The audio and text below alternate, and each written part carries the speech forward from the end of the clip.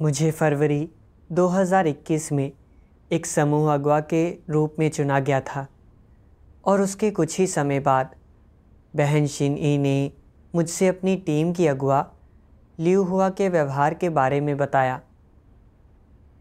शिनी ने देखा कि लियू हुआ कोई वास्तविक काम नहीं कर रही है और वह उन लोगों को दबाती और निकाल देती है जिनके विचार उसके विचारों से मेल नहीं खाते। जब एक भाई ने लियू हुआ की कुछ समस्याओं को उजागर किया तो उसने उसके कर्तव्य में ज़रा सी कमी पकड़कर उसका बतंगड़ बना दिया। जब भी मौका मिलता वह उसे निशाना बनाती और अलग थलग कर देती, जिसके कारण वह नकारात्मकता में डूब गया। एक दूसरी बहन किसी बात पर लियू हुआ से असहमत हो गई और उसने काम पर चर्चा के दौरान उसकी बात सुनने से इनकार कर दिया। लियू हुआ उससे द्वेष रखने लगी और अक्सर उस पर हमला करती। जब भी वह बहन लियू हुआ से असहमत होती और उसके विचारों के अनुरूप ना चलती तो लियू हुआ उसे डांटती और बुरा भला कहती। एक बार तो उसने क्रूरता से कहा, तुम में काबिलियत की कमी है, फिर भी तुम इतनी दखलंदाजी करती हो। वह उस बहन को लगातार इस हद तक डांटती रही कि वह विवश महसूस करने लगी और लियू हुआ के साथ काम करने से भी डरने लगी। लियू हुआ को अगर कोई भाई बहन सुझाव देने की कोशिश करता तो वह उस पर हमला करती और बदला लेती या उसके आदेशों का पालन करने से मना कर देती। उनमें से कुछ पर तो वह मसीही विरोधी के रास्ते पर चलने का आरोप लगाती और दूसरों को जानबूझकर कोई काम ना सौंप कर दंडित करती। इन वजहों से भाई बहन परेशान होते और दबा हुआ महसूस करते। उसके द्वारा भाई बहनों के बेतहाशा दमन और दंड के कारण कलीसिया के कार्य की प्रभावशीलता पर गंभीर असर पड़ रहा था। जब मैंने लियू हुआ के व्यवहार के बारे में सुना तो मुझे गुस्सा आया। उसके बाद हमने उन लोगों से बात की जो इसमें शामिल थे या स्थिति के बारे में जानते थे और यह साबित हो गया कि वो सारी बातें सच हैं। लियू हुआ में एक भयावह दुर्भावनापूर्ण प्रकृति और रुतबे की गहरी चाह थी। वह उन लोगों से द्वेष रखती और बदला लेती जो उसकी इच्छा के आगे ना झुकने या उससे सहमत ना होने के कारण उसके रुतबे और प्रतिष्ठा को खतरे में डाल रहे थे। उन पर हमला करती, उन्हें अलग कर देती और दंडित करती। मैंने परमेश्वर के कुछ वचन पढ़े जो कहते हैं, केवल बुरे लोग और मसीह विरोधी ही ऐसे शातिर स्वभाव के होते हैं।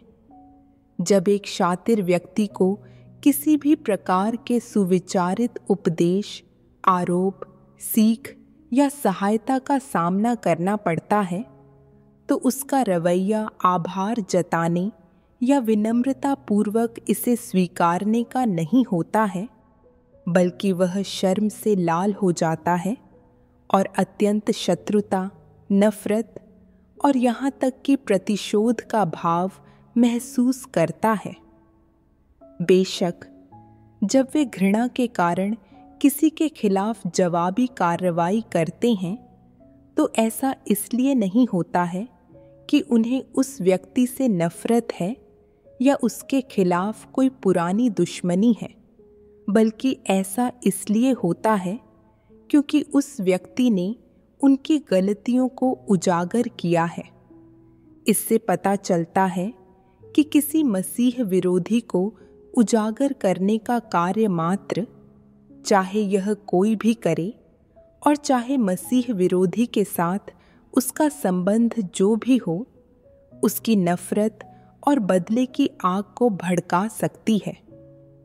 चाहे वह कोई भी हो, चाहे वह सत्य को समझता हो या नहीं, चाहे वह अगुआ हो या कार्यकर्ता या परमेश्वर के चुने हुए लोगों में से कोई मामूली व्यक्ति, अगर कोई मसीह विरोधियों को उजागर कर उनकी काट छांट करता है तो वे उस व्यक्ति को अपना शत्रु मानेंगे। वे खुलेआम यह भी कहेंगे, जो कोई भी मेरी काट छांट करेगा मैं उसके साथ सख्ती से पेश आऊँगा। जो कोई भी मेरी काट छांट करेगा, मेरे रहस्य उजागर करेगा, मुझे परमेश्वर के घर से निष्कासित करवाएगा या मेरे हिस्से के आशीष मुझसे छीन लेगा, मैं उसे कभी नहीं छोड़ूंगा। चाहे उन्होंने कोई भी गलती की हो या कोई भी बुरा काम किया हो, क्रूर स्वभाव वाले ये लोग किसी को भी उन्हें उजागर करने या उनकी काट छांट नहीं करने देंगे। अगर कोई उन्हें उजागर करे और अपमानित करे तो वे क्रोधित हो जाते हैं, जवाबी कार्रवाई करते हैं और मुद्दे को कभी नहीं छोड़ते। उनमें धैर्य और दूसरों के प्रति सहनशीलता नहीं होती और वे उनके प्रति आत्मनियंत्रण नहीं दिखाते। उनका स्व आचरण किस सिद्धांत पर आधारित होता है? मैं विश्वासघात का शिकार होने के बजाय विश्वासघात करना पसंद करूंगा। दूसरे शब्दों में, वे किसी के द्वारा अपमानित होना बर्दाश्त नहीं करते। क्या यह बुरे लोगों का तर्क नहीं है? यह ठीक बुरे लोगों का ही तर्क होता है। कोई भी उन्हें अपमानित नहीं कर सकता। उन्हें किसी के भी द्वारा थोड़ा सा भी छेड़ा जाना अस्वीकार्य होता है और वे ऐसा करने वाले किसी भी व्यक्ति से घृणा करते हैं। वे उस व्यक्ति के पीछे लग जाते हैं, कभी भी मामले को खत्म नहीं करने देते। बुरे लोग ऐसे ही होते हैं। परमेश्वर के वचनों से मैंने जाना कि कुकर्मियों की प्रकृति विशेष रूप से दुर्भावनापूर्ण होती है और वे सत्य और उसका अनुसरण करने वालों से घृणा करते हैं। अगर कोई उन्हें ठेस पहुंचाता है तो वे उसके प्रति द्वेष रखते हैं, उस पर हमला करते और बदला लेते हैं। उस व्यक्ति को अलग करने और दंडित करने का मौका ढूंढते हैं। वे ऐसा तब तक करते हैं जब तक वह नकारात्मक होकर हार न मान ले। लियू हुआ के लगातार ऐसे व्यवहार से यह साफ जाहिर था कि वह हर उस व्यक्ति पर हमला करेगी और उसे निकाल देगी जो उससे असहमत होगा या उसके हितों के लिए खतरा होगा। वह लगातार लोगों का मूल्यांकन और उनकी निंदा करने के लिए तथ्यों को तोड़ मरोड़ कर भी पेश करती, जब तक कि वे नकारात्मक न हो जाते। मैंने देखा कि लियू हुआ की मानवता दुर्भावनापूर्ण थी। संक्षेप में, वह कुकर्मी थी जो सत्य से नफरत करती थी और उसे स्वीकारती नहीं थी। उसे कलीसिया से निष्कासित करने की आवश्यकता थी। मैं जानता था कि जब लियू हुआ जैसी कुकर्मी कलीसिया में तबाही मचा रही हो तो मैं चुपचाप बैठकर नहीं देख सकता था और मुझे तुरंत इसकी रिपोर्ट करनी थी। फिर हमने लियू हुआ की समस्याओं के बारे में अपने सुपरवाइज़र को बताया, लेकिन मुझे हैरानी हुई। कुछ ही दिनों बाद मुझे हमारे सुपरवाइज़र मैंगरान का एक पत्र मिला। लिखा था, लियू हुआ सक्षम है और कुछ वास्तविक मुद्दों को हल कर सकती है। हालांकि वह कभी कभी अपने भ्रष्ट स्वभाव के आधार पर कार्य करती है, जिससे लोग विवशता महसूस करते हैं। लेकिन अगर वह बदलने को तैयार है तो उसे पश्चाताप का मौका दिया जाना चाहिए। मैं तो यह समझ ही नहीं सका। लियू हुआ जाहिर तौर पर कुकर्म कर रही थी। यह कोई एक बार का अपराध नहीं था। वह लगातार इसी तरह का व्यवहार कर रही थी। भाई बहनों ने हर तरह से उसके साथ संगति की और उसे सलाह दी, लेकिन उसने ज़रा भी पश्चाताप नहीं किया, बल्कि उसने उनका दमन किया और दंड भी दिया। परमेश्वर के वचनों के अनुसार लियू हुआ मूलतः कुकर्मी थी, तो मैग्रान ने उस बारे में कुछ क्यों नहीं किया? ऐसा लग रहा था जैसे मैग्रान खुल्लम खुल्ला एक कुकर्मी को बचा रही है। उस समय कुछ भाई बहनों ने मैग्रान के कुछ कुकर्मों के बारे में रिपोर्ट की। कुछ साल पहले मैग्रान ने कलीसिया में असंतोष को हवा दी थी और एक गुट बना लिया था। अगुवाओं और कार्यकर्ताओं के खिलाफ इस्तेमाल करने के लिए उसके हाथ कुछ चीज़ें लगी और उन पर हमला किया ताकि वह अगुवाई हथिया सके। उसकी करतूतों ने कलीसियाई जीवन को बाधित किया था और उसी वजह से उसे आत्मचिंतन के लिए अलग थलग कर दिया गया था। जब ऐसा हुआ तो शिनी को मैग्रान के व्यवहार के बारे में पता चला और फिर भाई बहनों के साथ संगति की और इसे पहचाना। इसी वजह से मैग्रान उसके प्रति द्वेष रखने लगी थी। बाद में मैग्रान ने भाई बहनों का विश्वास फिर से हासिल करने के लिए पश्चाताप करने का नाटक किया और सुपरवाइज़र बन बैठी। उसके बाद वह शिनी से बदला लेने के लिए काम पर लग गई। एक बार जब शिनी ने लियू हुआ के काम में कुछ विचलन और मुद्दों की बात की, तो लियू हुआ ने यह बात नहीं स्वीकारी और उससे बहस करने लगी। मैग्रान को पता था कि लियू हुआ को अपने काम में दिक्कतें आ रही हैं, लेकिन उसने उसका साथ देने, शिनी को अलग थलग करने और दबाने का फैसला किया। इससे शिनी बहुत दबाव में आ गई और गंभीर रूप से बीमार पड़ गई। इसके बाद मैग्रान ने आत्मचिंतन नहीं किया, बल्कि उसने शिनी का मजाक उड़ाया और परमेश्वर के वचनों का दुरुपयोग करके गलत तरीके से उसे मसीह विरोधी करार दिया।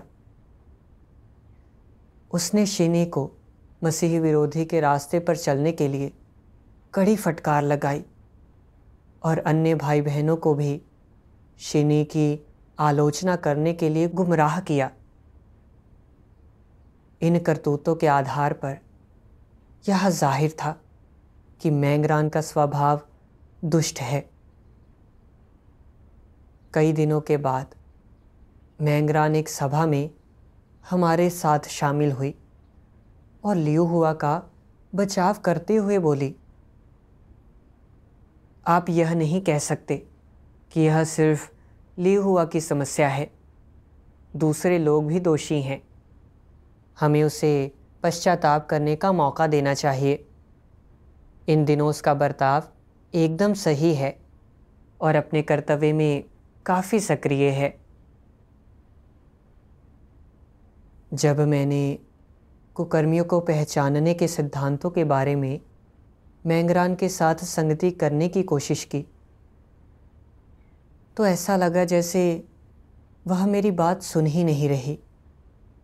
इससे हमें और भी अधिक विश्वास हो गया कि मैग्रान जानबूझकर लियू हुआ को बचा रही है।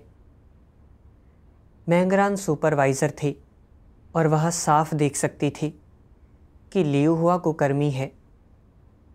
फिर भी उसने इस बारे में कुछ नहीं किया, बल्कि उसकी ढाल के रूप में काम किया।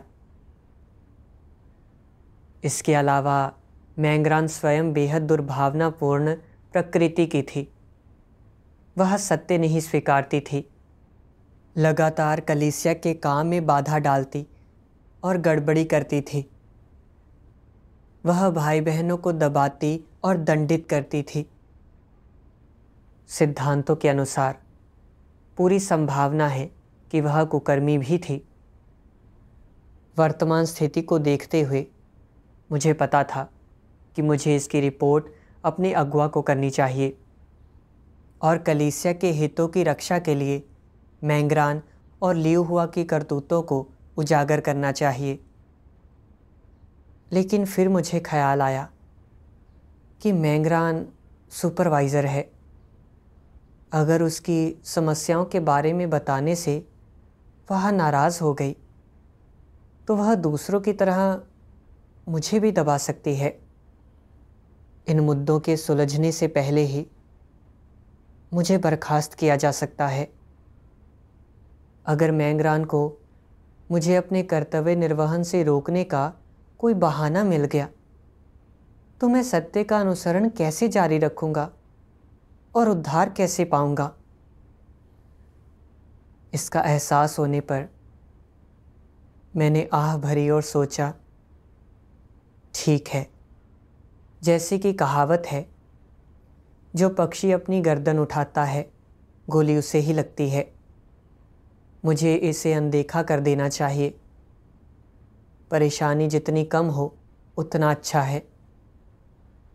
अपनी सुरक्षा करना ही मायने रखता है। मुझे पीछे हटने और समझौता करने का मन होने लगा। मुझ में सत्य पर अमल करने का साहस नहीं था।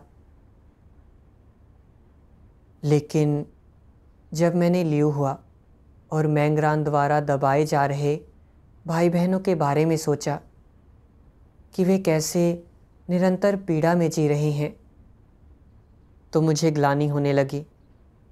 मैं दुविधा में था और कोई निर्णय नहीं ले पा रहा था। अगर मैंने इस मामले की रिपोर्ट नहीं की तो मैं कलीसिया के हितों की रक्षा नहीं कर पाऊंगा। लेकिन अगर मैंने इसकी रिपोर्ट की तो मुझसे मेरा कर्तव्य छीना जा सकता है और तब मेरे पास अच्छी संभावनाएं या अच्छी मंजिल नहीं होगी। उस समय मुझे एहसास हुआ कि मेरी अवस्था में कुछ तो गड़बड़ है। क्या मैं कायरो की तरह व्यवहार नहीं कर रहा था? मुझ में न्याय की भावना का अभाव था और मैं परमेश्वर के इरादों पर विचार नहीं कर रहा था। मैं इतना रीढ़ विहीन और अंतरात्मा से रहित नहीं हो सकता। मुझे कलीसिया के हितों की रक्षा के लिए खड़ा होना होगा। लेकिन जब वास्तव में लियू हुआ और मैंगरान की रिपोर्ट करने का समय आया तो मैं कायरो की तरह डर गया। मैंने परमेश्वर के आगे प्रार्थना की कि वह मेरा मार्गदर्शन कर मुझे विश्वास और साहस दे। उसके बाद मुझे परमेश्वर के वचनों का एक अंश याद आया। सर्वशक्तिमान परमेश्वर कहता है, तुम सभी कहते हो कि तुम परमेश्वर के बोझ के प्रति विचारशील हो और कलीसिया की गवाही की रक्षा करोगे, लेकिन वास्तव में तुम में से कौन परमेश्वर के बोझ के प्रति विचारशील रहा है? अपने आप से पूछो, क्या तुम उसके बोझ के प्रति विचारशील रहे हो? क्या तुम उसके लिए धार्मिकता का अभ्यास कर सकते हो? क्या तुम मेरे लिए खड़े होकर बोल सकते हो? क्या तुम दृढ़ता से सत्य का अभ्यास कर सकते हो? क्या तुम में शैतान के सभी दुष्कर्मों के विरुद्ध लड़ने का साहस है? क्या तुम अपनी भावनाओं को किनारे रखकर मेरे सत्य की खातिर शैतान का पर्दाफाश कर सकोगे? क्या तुम मेरे इरादों को स्वयं में संतुष्ट होने दोगे? सबसे महत्वपूर्ण क्षणों में क्या तुमने अपने दिल को समर्पित किया है? क्या तुम ऐसे व्यक्ति हो जो मेरी इच्छा पर चलता है? स्वयं से ये सवाल पूछो और अक्सर इनके बारे में सोचो।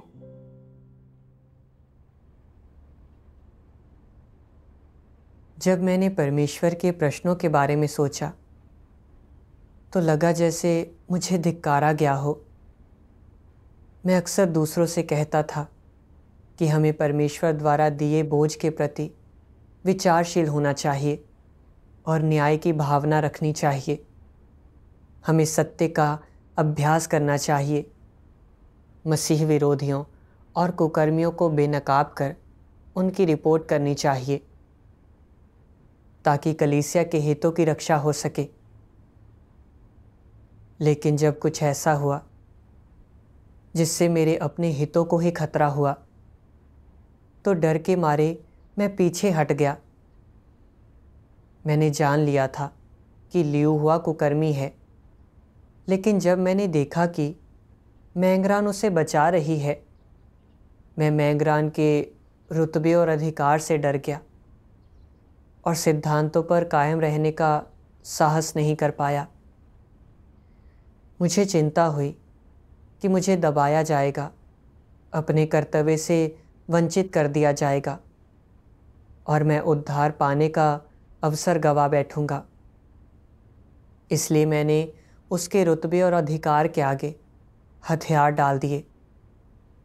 क्या मैं शैतान के साथ समझौता करके उसके आगे घुटने नहीं टेक रहा था? मैं अपने कर्तव्य में कलीसिया के हितों की रक्षा नहीं कर रहा था। मैं केवल अपनी संभावनाओं और नियति पर विचार कर रहा था। इस महत्वपूर्ण समय में मैंने कलीसिया के हितों को प्राथमिकता नहीं दी थी और मैं चुपचाप कुकर्मियों को कलीसिया के काम में बाधा डालते और भाई बहनों का दमन करते देखता रहा था। क्या मैं जिस थाली में खा रहा था उसी में छेद नहीं कर रहा था? मैं बहुत स्वार्थी और घृणित था। मेरा ज़मीर और विवेक कहाँ था? यह सब सोचकर मुझे बहुत ग्लानि होने लगी।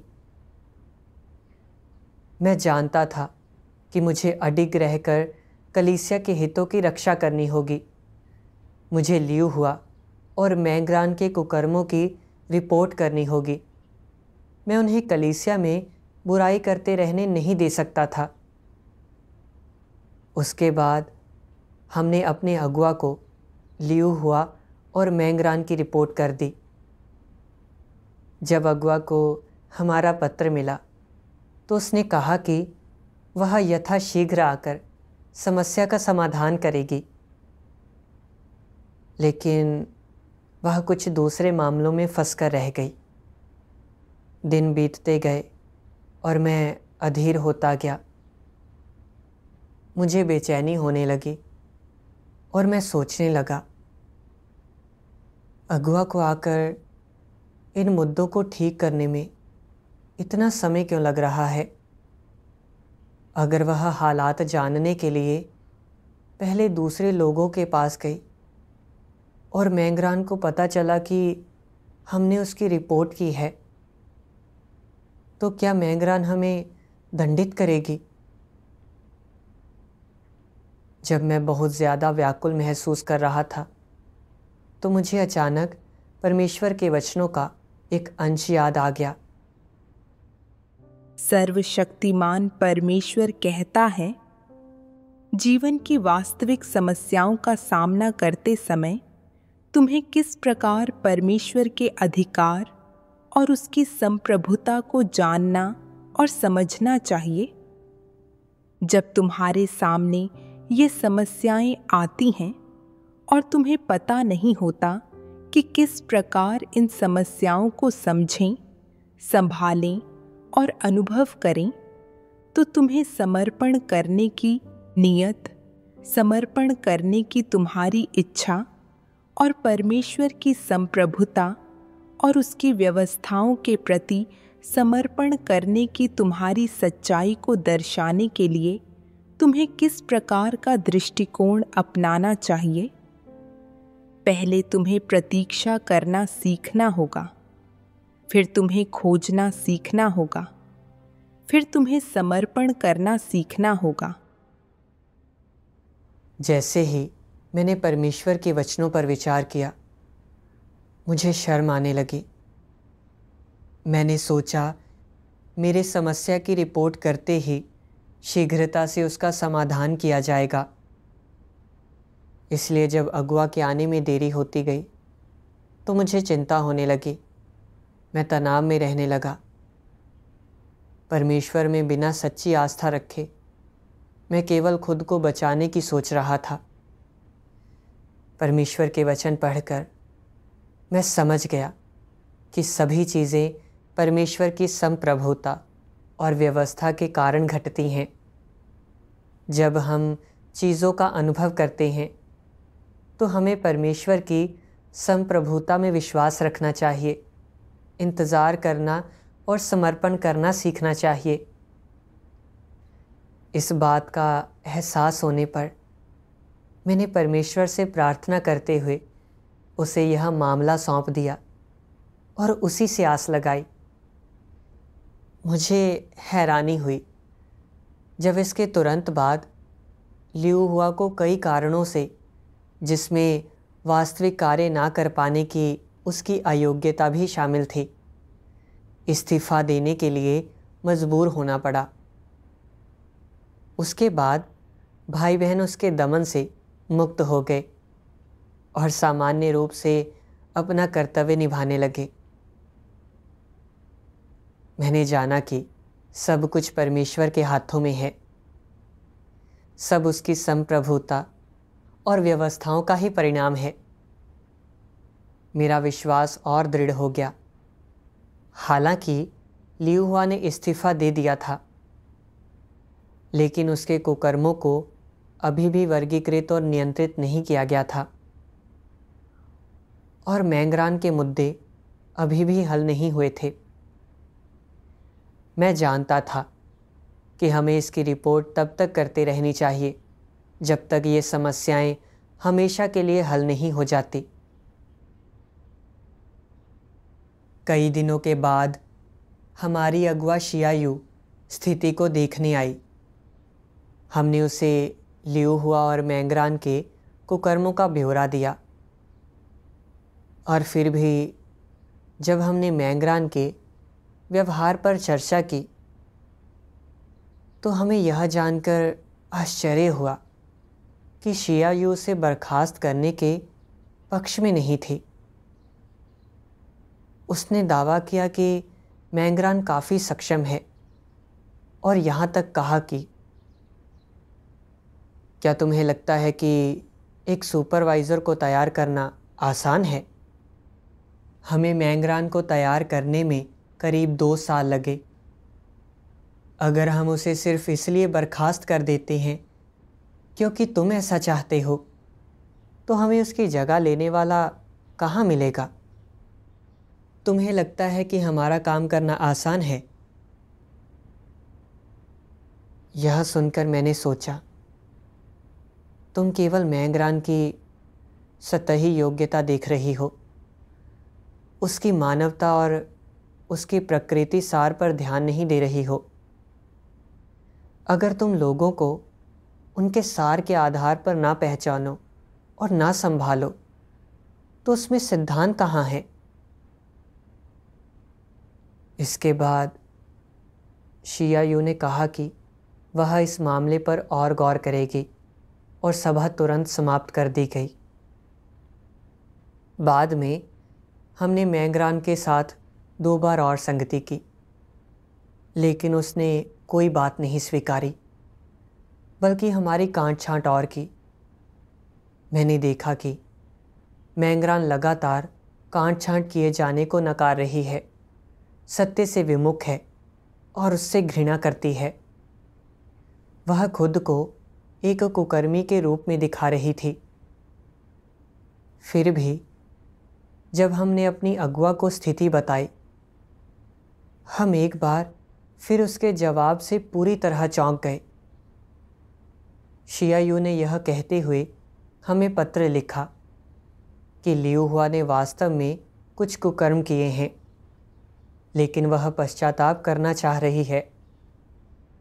शियायू ने कहा कि उसे नहीं लगता कि लियू हुआ सार रूप में कुकर्मी है, पर उसका स्वभाव बहुत ही भ्रष्ट है।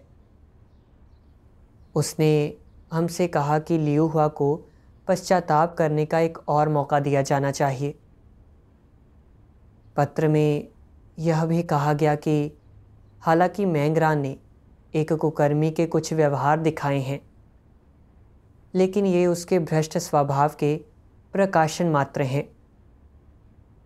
पत्र के अंत में शियायू ने हमसे आत्मचिंतन करने और अपने बारे में ज्ञान प्राप्त करने का आग्रह किया और कहा कि हमें लोगों के साथ उचित व्यवहार कर उनकी ज़्यादा मदद करनी चाहिए।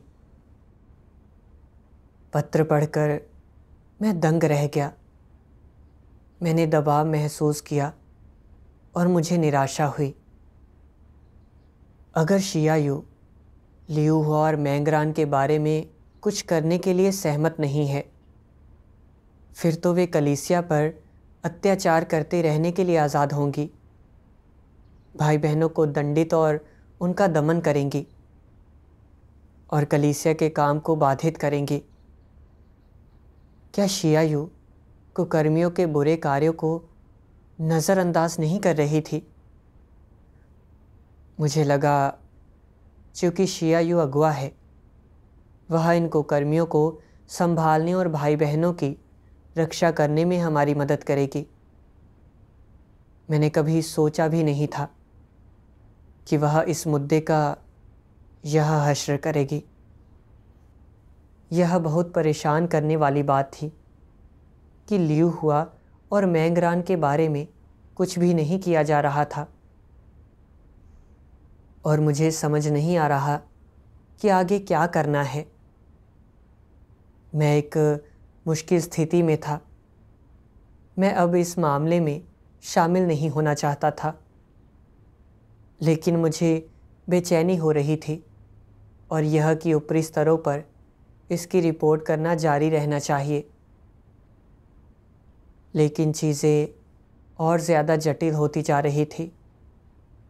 मैं किसी सुपरवाइज़र को नाराज़ करने का जोखिम नहीं उठा सकता था, किसी अगुआ को तो बिल्कुल नहीं। अगर मैं इन मुद्दों की रिपोर्ट करता रहा तो क्या मुझे इसके परिणाम भुगतने पड़ेंगे? उनका मेरे लिए जीना मुश्किल करना मेरी सबसे छोटी परेशानी थी। वे मुझसे मेरा कर्तव्य भी छीन सकते हैं, मुझे दबा सकते हैं और मुझे निष्कासित कर सकते हैं। फिर मुझे उद्धार कैसे मिलेगा? सोच सोच कर मैं और ज़्यादा चिंतित और भयभीत हो गया। मैं दमित और पीड़ित महसूस करने लगा। मुझे एहसास हुआ कि मेरी अवस्था ठीक नहीं है। मैंने फ़ौरन परमेश्वर से प्रार्थना की कि मेरा मार्गदर्शन करे ताकि मैं सत्य पर अमल कर पाऊँ। एक दिन मुझे परमेश्वर के वचनों का एक अंश मिला जिसमें कहा गया था, सर्वशक्तिमान परमेश्वर कहता है, किसी अगुआ या कार्यकर्ता के साथ पेश आने के तरीके के संबंध में लोगों का क्या रवैया होना चाहिए। कोई अगुआ या कार्यकर्ता जो करता है, अगर वह सही और सत्य के अनुरूप हो तो तुम उसका आज्ञा पालन कर सकते हो। अगर वह जो करता है वह गलत है और सत्य के अनुरूप नहीं है तो तुम्हें उसका आज्ञा पालन नहीं करना चाहिए और तुम उसे उजागर कर सकते हो, उसका विरोध कर एक अलग राय रख सकते हो। अगर वह वास्तविक कार्य करने में असमर्थ हो या कलीसिया के काम में बाधा डालने वाले बुरे कार्य करता हो और पता चल जाता है कि वह एक नकली अगुआ, नकली कार्यकर्ता या मसीह विरोधी है, तो तुम उसे पहचान कर उजागर कर सकते हो और उसकी रिपोर्ट कर सकते हो। लेकिन परमेश्वर के कुछ चुने हुए लोग सत्य नहीं समझते और विशेष रूप से कायर होते हैं। वे नकली अगुआओं और मसीह विरोधियों द्वारा दबाए और सताए जाने से डरते हैं, इसलिए वे सिद्धांत पर बने रहने की हिम्मत नहीं करते। वे कहते हैं, अगर अगुआ मुझे बाहर निकाल दे तो मैं खत्म हो जाऊंगा। अगर वह सभी लोगों से मुझे उजागर करवा दे या मेरा त्याग करवा दे तो फिर मैं परमेश्वर में विश्वास नहीं कर पाऊंगा। अगर मुझे कलीसिया से निकाल दिया गया तो फिर परमेश्वर मुझे नहीं चाहेगा और मुझे नहीं बचाएगा, और क्या मेरी आस्था व्यर्थ नहीं चली जाएगी? क्या ऐसी सोच हास्यास्पद नहीं है? क्या ऐसे लोगों की परमेश्वर में सच्ची आस्था होती है?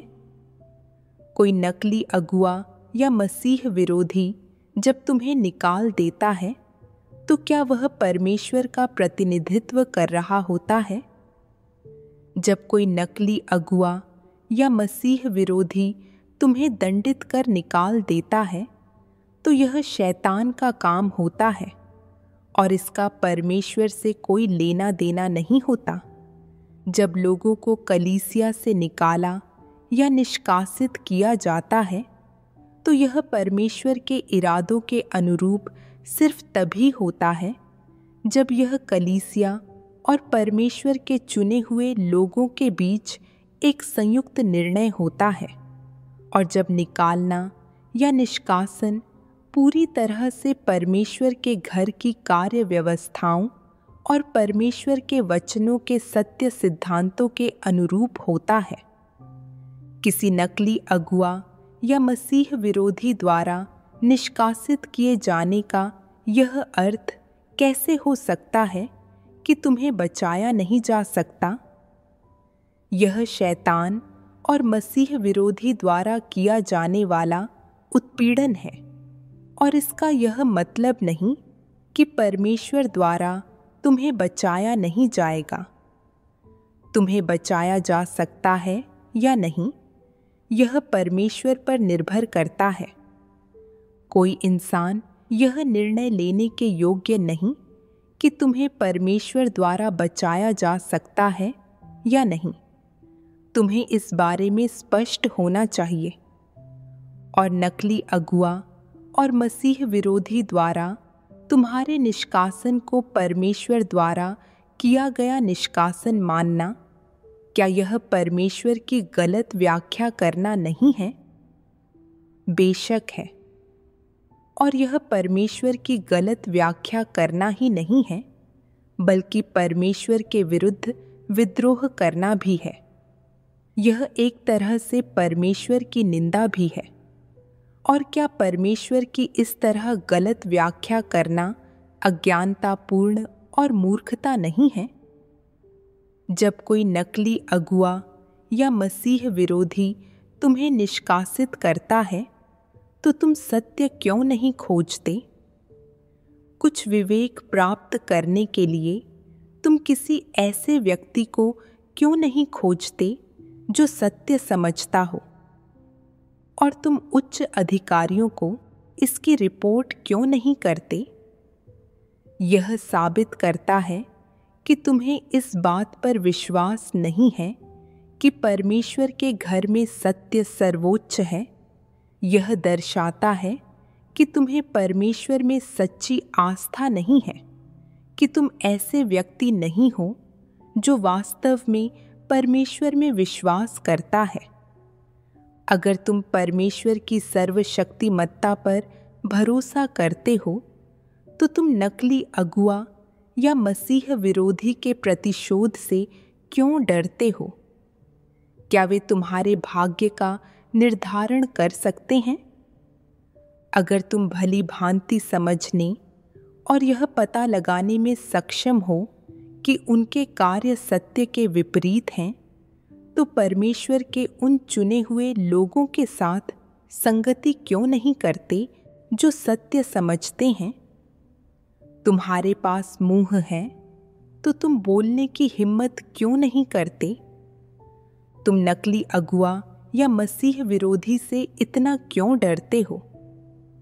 यह साबित करता है कि तुम कायर, बेकार, शैतान के अनुचर हो। अगर तुम परमेश्वर में विश्वास रखते हो, लेकिन परमेश्वर के प्रति समर्पित होने के बजाय तुम परमेश्वर के शत्रुओं, मसीह विरोधियों के आगे झुकते हो और उनकी शरण लेते हो, और इसका परिणाम यह निकलता है कि इन मसीह विरोधियों द्वारा तुम्हें बहकाया जाता है और तुम्हारे साथ दुर्व्यवहार किया जाता है, तो तुमने खुद ही मुसीबत अपने ऊपर बुलाई है।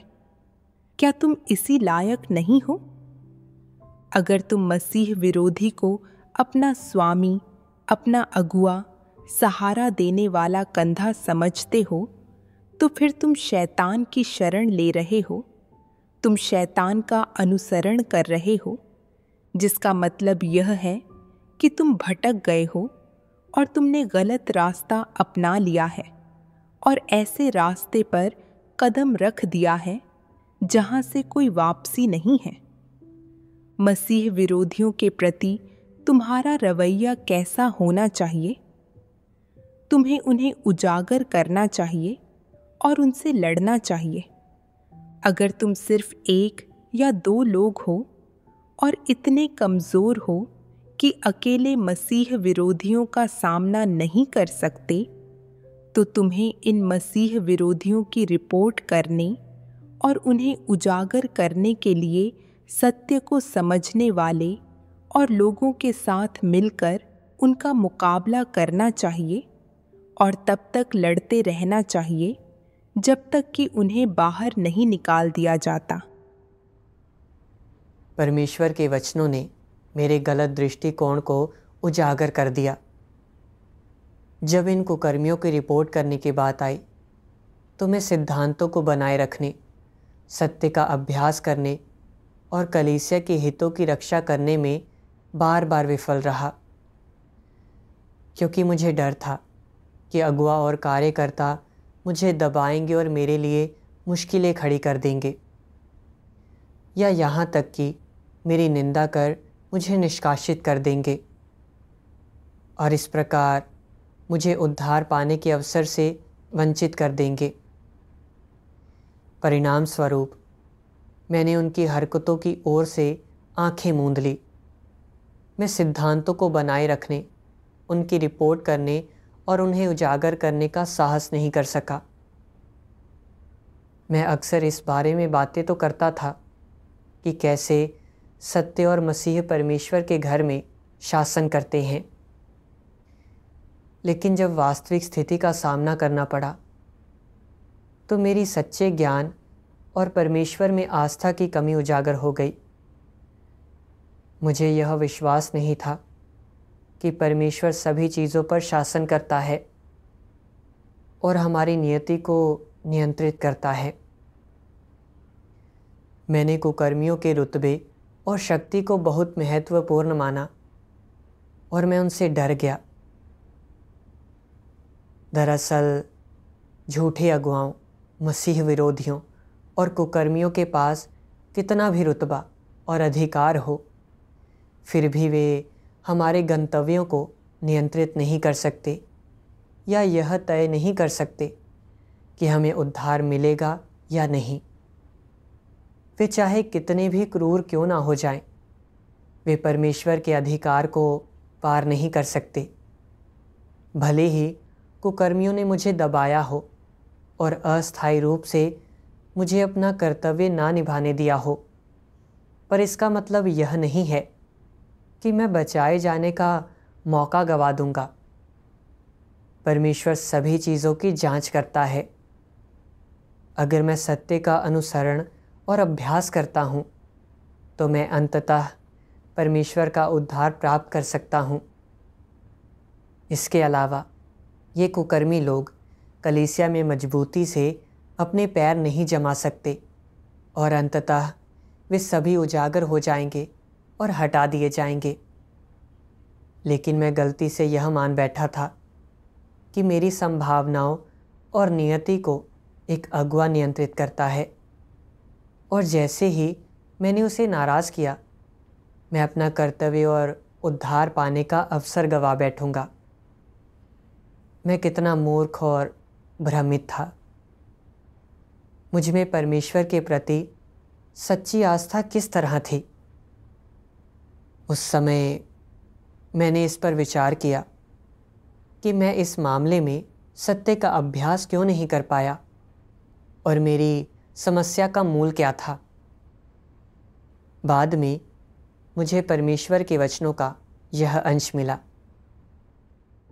सर्वशक्तिमान परमेश्वर कहता है, शैतान राष्ट्रीय सरकारों और प्रसिद्ध एवं महान व्यक्तियों की शिक्षा और प्रभाव के माध्यम से लोगों को दूषित करता है।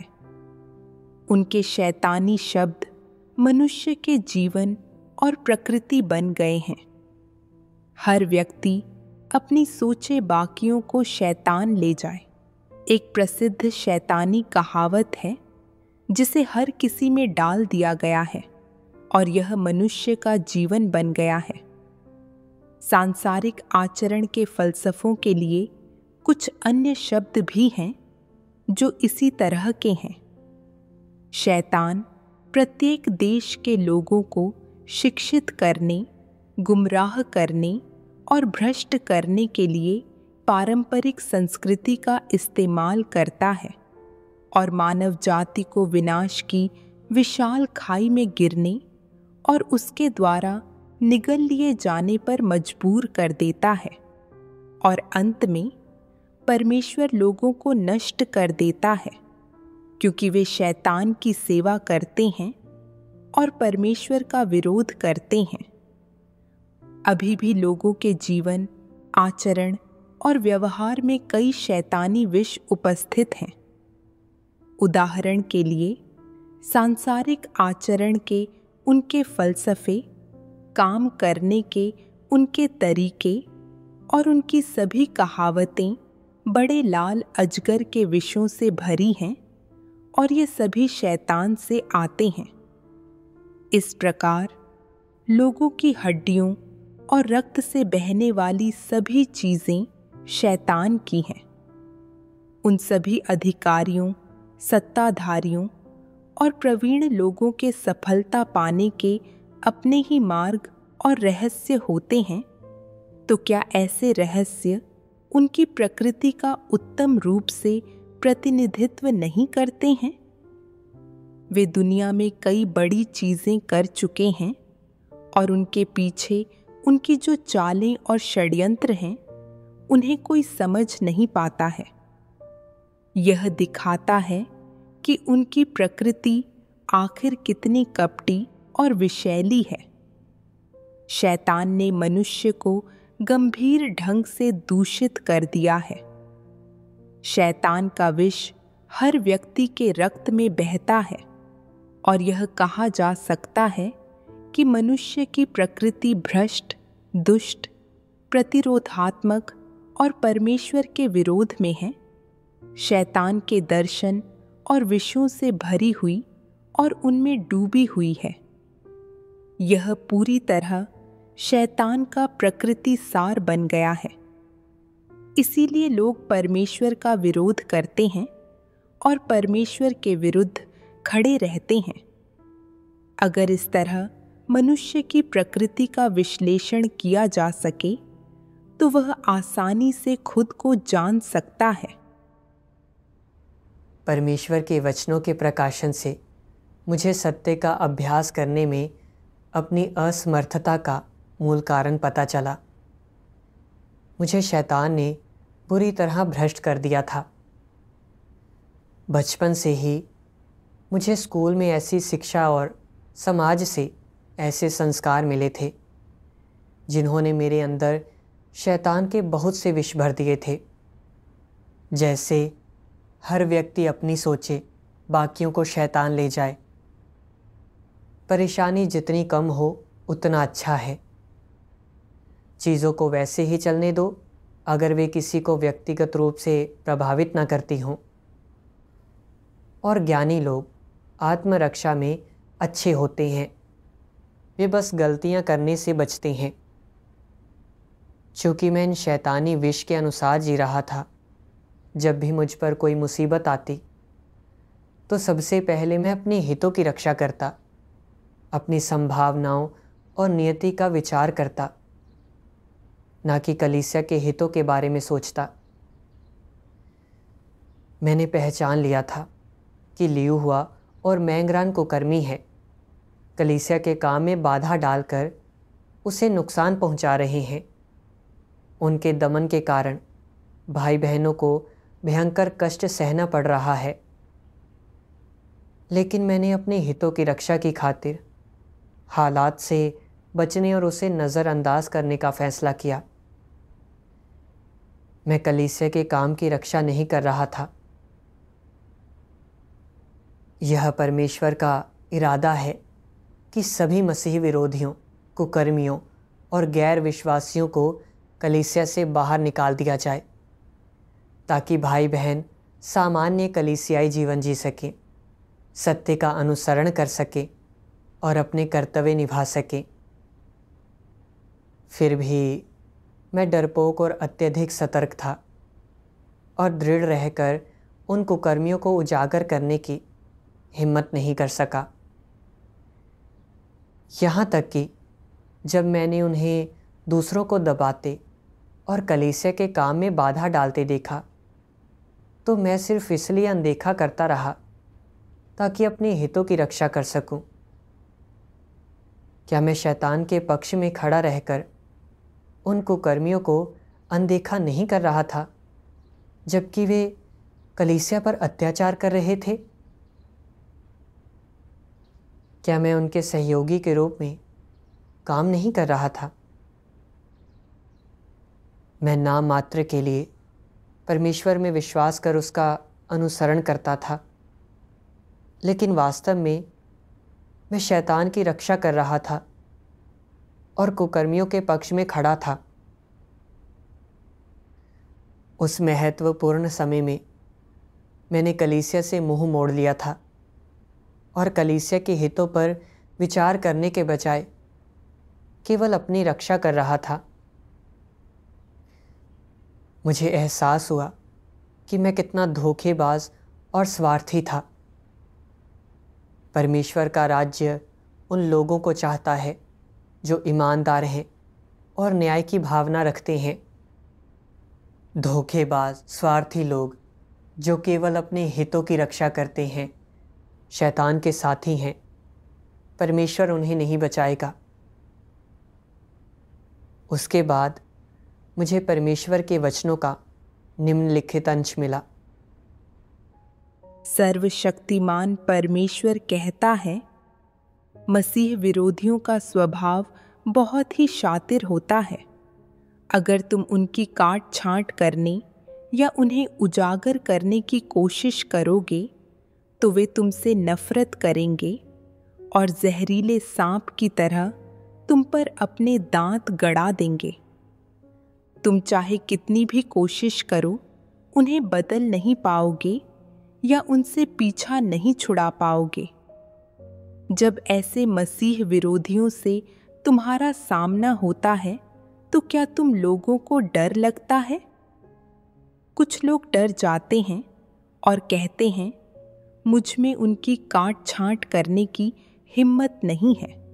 वे जहरीले सांपों की तरह बहुत ही खौफनाक हैं और अगर वे अपनी कुंडली में मुझे लपेट लें तो मैं खत्म ही हो जाऊंगा।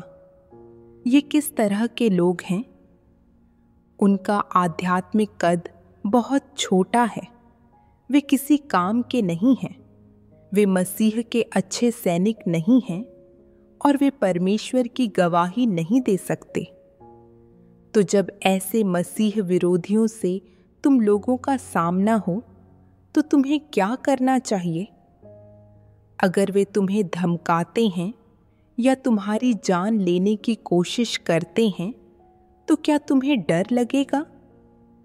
ऐसी परिस्थितियों में तुम्हें तुरंत अपने भाई बहनों के साथ मिलकर खड़े होना चाहिए, उनकी छानबीन करनी चाहिए, सबूत इकट्ठा करके मसीह विरोधी को तब तक उजागर करना चाहिए जब तक कि उसे कलीसिया से नहीं निकाल दिया जाता। यह समस्या को जड़ से हल करना है। परमेश्वर के चुने हुए लोगों को हमेशा परमेश्वर के आदेश को ध्यान में रखना चाहिए। बुरे लोगों और मसीह विरोधियों को स्वच्छ करना शैतान के खिलाफ युद्ध में सबसे महत्वपूर्ण लड़ाई है। अगर यह लड़ाई जीत ली जाती है तो यह एक विजेता की गवाही बन जाएगी। शैतानों और राक्षसों के खिलाफ लड़ाई एक अनुभवजन्य गवाही है जो परमेश्वर के चुने हुए लोगों के पास होनी चाहिए। यह एक सत्य वास्तविकता है जो विजेताओं के पास होनी चाहिए।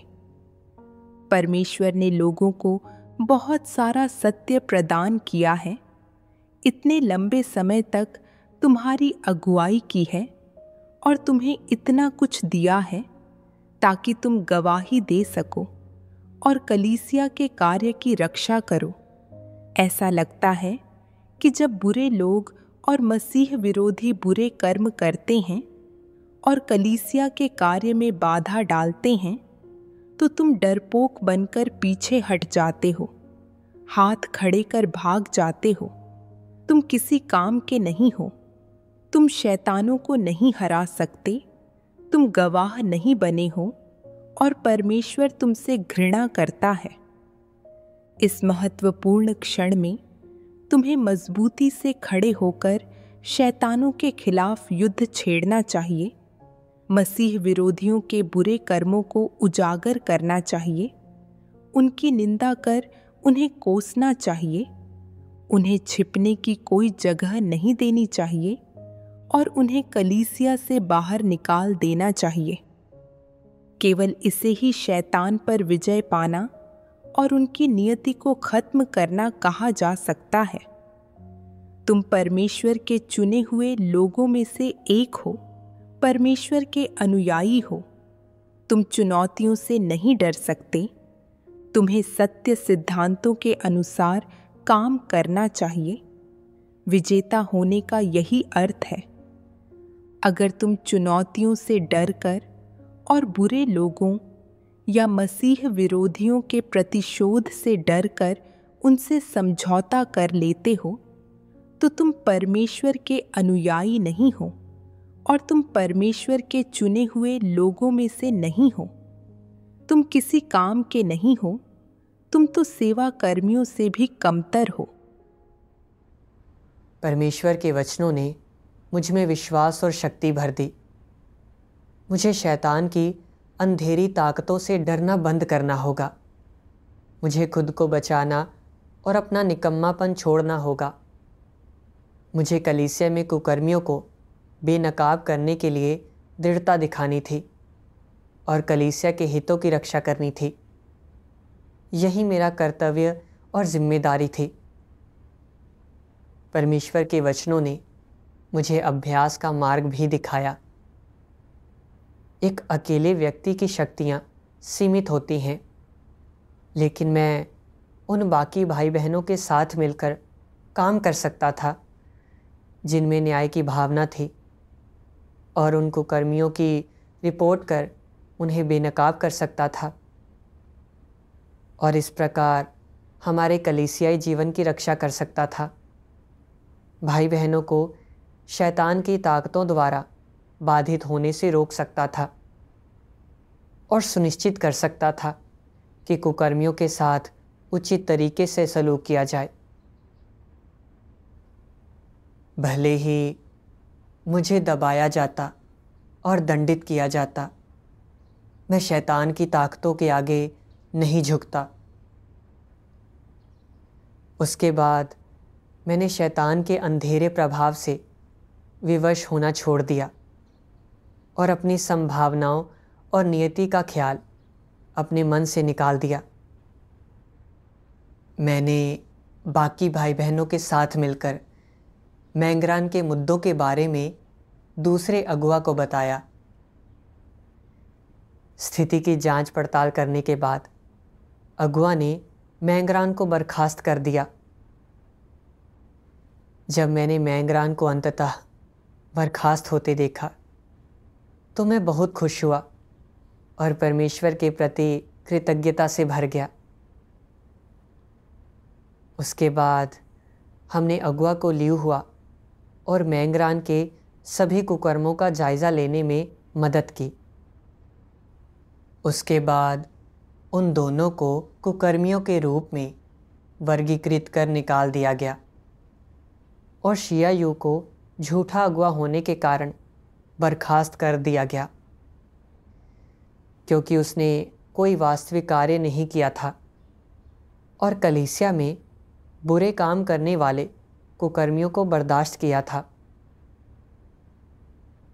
उन कुकर्मियों के व्यवधान से मुक्त होकर हमारी कलीसिया में शांति और चैन लौट आया और भाई बहन सामान्य रूप से अपना कर्तव्य निभाने लगे। इसके तुरंत बाद कलीसिया में हर परियोजना के परिणाम मिलने लगे। इस अनुभव के ज़रिए मुझे पता चला कि सभी चीज़ें परमेश्वर की संप्रभुता और व्यवस्था के अधीन हैं और मैंने परमेश्वर की धार्मिकता भी देखी। शैतान की बुरी ताकतें परमेश्वर के घर में मजबूती से पैर नहीं जमा सकती। जिन्हें उजागर किया जाना चाहिए वे सभी अंततः उजागर कर हटा दिए जाते हैं। मैंने इस बात पर गौर किया कि जब हमने रिपोर्ट कर लियू हुआ को बेनकाब किया तो मैंगरान ने हमें कैसे रोका और कैसे शियायू ने हमें मैंगरान की रिपोर्ट करने से रोकने का प्रयास किया। तो उस समय मुझे समझ नहीं आया था कि परमेश्वर ने ऐसा क्यों होने दिया, लेकिन अब मैं समझ गया कि लियू हुआ के ज़रिए परमेश्वर ने बारी बारी से एक कुकर्मी और एक झूठे अगुआ को उजागर किया जो काफ़ी गहराई तक खुद को छिपाए हुए थे। इसके ज़रिए मुझे समझ हासिल हुई और मूल्यवान सबक सीखे। परमेश्वर सचमुच बुद्धिमान है। हालांकि उन्हें रिपोर्ट करने की प्रक्रिया उतार चढ़ाव से भरी थी, लेकिन परमेश्वर के वचनों ने हर कदम पर मेरा मार्गदर्शन किया और मुझे परमेश्वर की बुद्धि और सर्वशक्तिमत्ता का ज्ञान दिया। मैंने देखा कि सचमुच परमेश्वर के घर में सत्य और धार्मिकता का शासन है। इससे मुझे परमेश्वर में और गहरी आस्था हो गई और मुझे अपनी स्वार्थी धोखेबाज प्रकृति को समझने में मदद मिली। मैं इनमें से कोई भी सबक आरामदायक माहौल में कभी नहीं सीख सकता था। परमेश्वर का धन्यवाद।